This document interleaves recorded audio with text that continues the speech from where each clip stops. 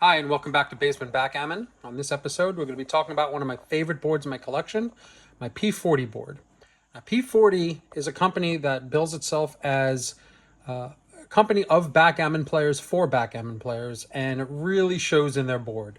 The board is unique amongst all the different board manufacturers in a lot of different ways, and you can tell based on everything about the board and everything about the customer service and everything about how the board is constructed, how it ships, everything about it is geared towards the desires of professional backgammon players and professional hobbyists like myself.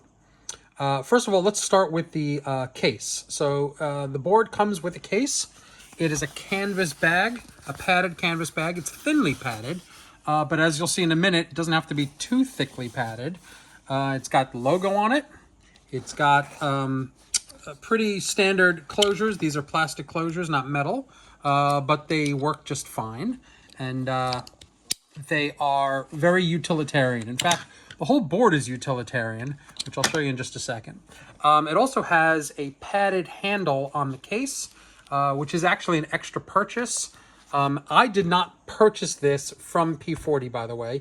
I got this off of eBay from a guy. I talked down to $900 for this. Now, this particular board, there are three models of P-40. There's the regular 1.75 inch, there's the lightweight 1.75 inch, and then there's a lightweight 2 inch. This is the lightweight 1.75 inch board. And what they do to make it lightweight is they put carbon fiber rails in the board rather than, I guess, regular metal or whatever they use, and it makes the board almost 2 pounds lighter. So these are all extras. The lightweight XL, the lightweight 1.75 board, not XL, excuse me, costs $1,300 from the P-40 website, and then you have all the extras that you could come with it, including the padded handle and a few other extras, which I'll show you when we open the board, because this board happens to be fully loaded.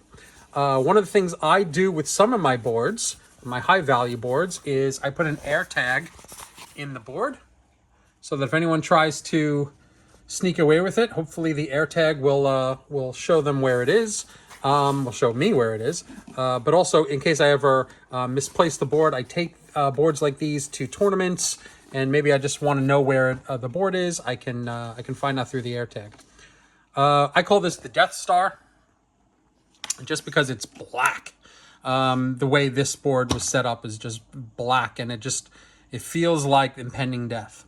So what are the extras you can buy with this? We're going to show the board in just a second, and then I'll show you some of the extras. First of all, this board is very different from other boards in a lot of different ways. The hardware is different. Let's take a quick look at the side. This handle is a hard plastic, but a solidly built hard plastic. It's just the right size for your fist. This is the closure for it. There are not the standard clasps. So it's got a different closure for it. These are the carbon fiber rails I was talking about, which lower the weight of the board. And the board itself has an embossed logo here.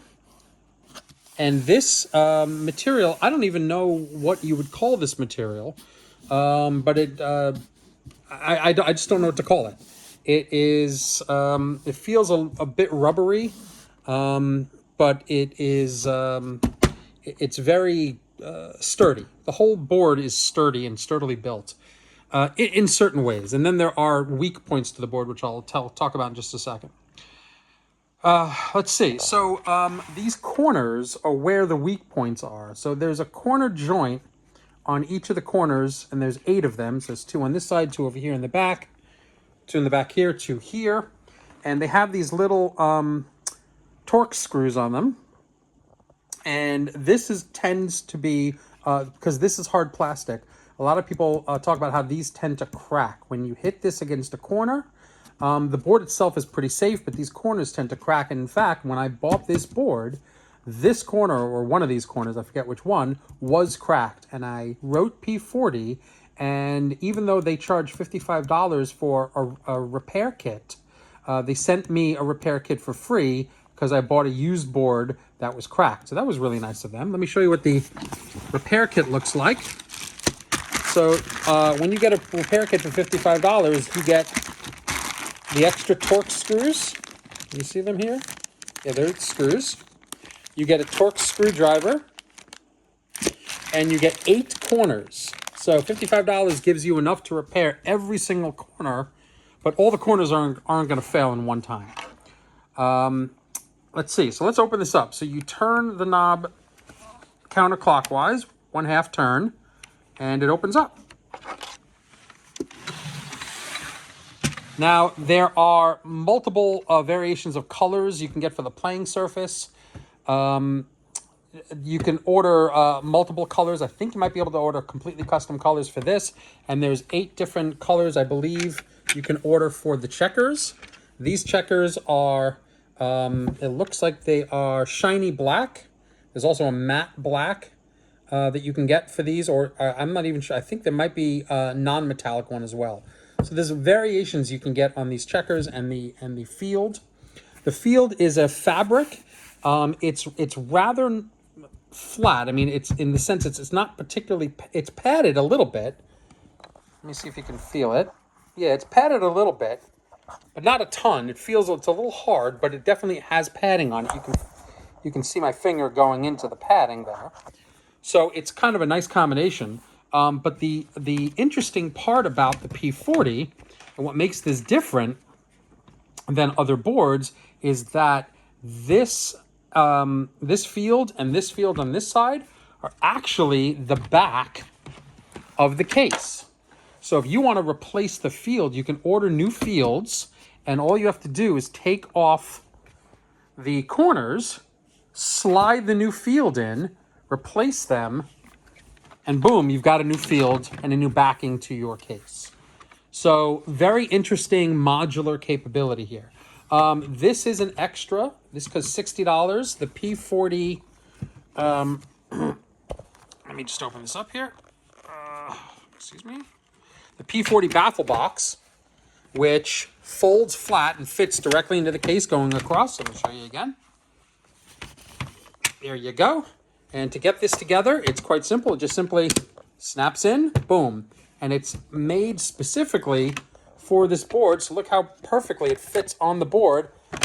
It's got notches in it to fit directly on this particular board. So you are set to go when you buy this. So let me show you the checkers.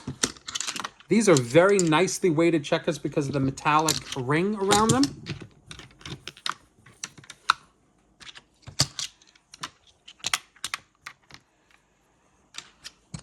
There is no cushion on the bumpers, but that's okay. The bumpers are made of a carbon fiber rail, so they can take quite a bit of abuse. Let me bring out the other checkers as well, so you can see what this looks like. The checkers, of course, are engineered to fit precisely in the checker trays. Everything in this board is engineered with precision, which is one of the things I really like about it. These cups, which fit nicely into the cup tray here, a little bit of slosh, are a little small. They do have a trip lip inside, a small trip lip, but they're a little small. I have relatively small hands, and this is even small for me, but that's fine. You don't need huge cups. However, the size of the cups, I wish they were just a touch bigger. They are made out of a metal. Let's see if you can hear that. So they are metallic, which means they're basically indestructible, no matter what you do to them. So maybe you can just toss them at your opponent when you get a bad roll. I don't know. I wouldn't recommend that. Just kidding. And let's see, what else? We have these Chouette cubes. The Chouette cubes, I believe, are $130 additional. So I have about $1,500 worth of equipment here, maybe a little bit more that I got for $900. I got a really great deal. The Chouette cubes are just these small cubes in different colors. So you can Chouette with up to, it looks like 6 people. 5 cubes is 6 people. That is pretty impressive. And of course, they engineered to fit exactly in this space here. Now the big cube, the main cube, is your standard cube, 2, 4, 8, 16 on opposite sides. Standard numbering scheme, nice big. It's heavy. It's heavy-ish. It's made out of metal with the same material that the cover of the board is made out of. But just like FM Gammon, the 64 slides open. It's magnetized, and here's your dice. These precision dice, and these are precision dice, do come with the board. Now, let's talk for a second about what precision dice means. Well, it depends on who you talk to. These seem to be precision dice to me. However, there is printing on the one, the face of the one, additional printing. Now, but it feels flat. So, question is, did they do the printing the same way they did the pip? If you know anything about precision dice, what they do is they dig out the space for the pip and they fill it in with the same material that's been dyed, so that the weight is evenly distributed. Did they do the same thing for the where it says P-40 Backgammon? It's so small, I would say probably not. But I don't know. So then the question becomes: if they did paint on and print on the P-40 Backgammon, the text, purists would say that this is not a precision dice, a precision die, because the weight of the printing itself could force the one to be slightly heavier than the six. So you got a few more sixes. I tend to disagree. I think that the scrambling that happens, either the tumbling of the die or the scrambling within the cup, would tend to ameliorate that. And even if there was a slight bias toward the one, it would be imperceptible in the numbers, so that in theory you might get a 0.000001% more ones, more sixes than ones, but in reality, in terms of what the dice distribution would be, it wouldn't matter. So it's up to you whether or not you want to use these. So I like to use the baffle box and keep the cups there. So let's take a look at the baffle box and see what this sounds like. Oh, before we do that, wait a second. Let's do the 6 across test. Now, again, this is backgammon boards made by backgammon players. So, of course, there is the perfect amount of slop here. Very little, just enough to move the checkers.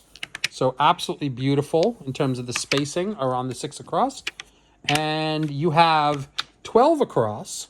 But oddly enough, even though it is 12 across, 12 and a half as a matter of fact, in terms of the checkers, it really isn't a very long board. I don't know why, but the board seems more compact than it really is. And by the way, a lot of people complain about the weight of the P-40 board because it's got all this stuff in it, and the weight of the checkers, adds weight to it. But because it's got a compact bag and a shoulder strap, I have never felt this to be a heavy board at all, even though a lot of people complain about being a heavy board. My FM Gammon board is a heavy board. I'll do another video about that another time. So let's see what this looks like. Beautiful. 5-1. Let's do 5 and 1. 6 and 3. 6 and 3. And 6 and 2. Now, the only downside of this, and the reason this is sliding off, by the way, is not because of the board. It's because I think there's something underneath the board. That's better. Yeah. You can see it's flat. The only downside of this whole board is that the bar is not wide enough for the checker. It's a fairly thin bar, and it's a sacrifice I'm willing to make given that everything else about this board is just absolutely superb, and I absolutely love it. So I hope you like it too. If you have the money and you're in the market for a P-40 board, I really recommend them, especially if you're taking them like I do to either your backgammon club or a tournament like the New York Open coming in January. The P-40 board could not be better. Highly recommended. Great board. Does everything you want it to do as a backgammon player. Thanks for watching.